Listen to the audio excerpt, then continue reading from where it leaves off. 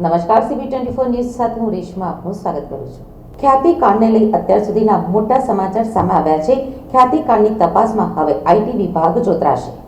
મળતી માહિતી મુજબ ખ્યાતિ હોસ્પિટલ કેસમાં હવે ઇન્કમ ટેક્સ ઝંપલાવશે. ક્રાઇમ બ્રાન્ચ આરોપીની મિલકતની માહિતી ITને આપશે.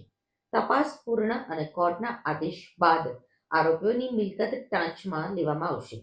આ સાથે જ સરકાર સાથે છેતરપિંડીના રૂપિયા રિકવર કરીને પગાર અને આવકથી વધુ સંપત્તિ અંગે તપાસ કરાશે. ખ્યાતિ હોસ્પિટલ બોગસ ઓપરેશનના મામલે આરોપીઓની મિલકત ટાંચમાં લેવા IT વિભાગ હવે સમગ્ર મામલે તપાસનો ધમધમાટ શરૂ કરશે. આ સાથે જ સરકાર સાથે થયેલી છેતરપિંડીના રૂપિયા રિકવર કરવામાં પણ આવશે.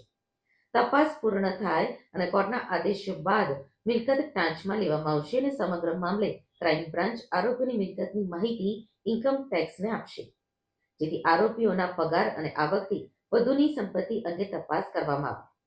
રિમાન્ડ દરમિયાન CEO ચિરાગ રાજપૂતના ઘરે ક્રાઇમ બ્રાન્ચની ટીમે વધુ પુરાવા એકઠા કરવા પહોંચી છે. અગાઉ કરેલી તપાસમાં 54 બોટલ દારૂ સહિત ઘણા બધા દસ્તાવેજી પુરાવા પણ મળ્યા હતા.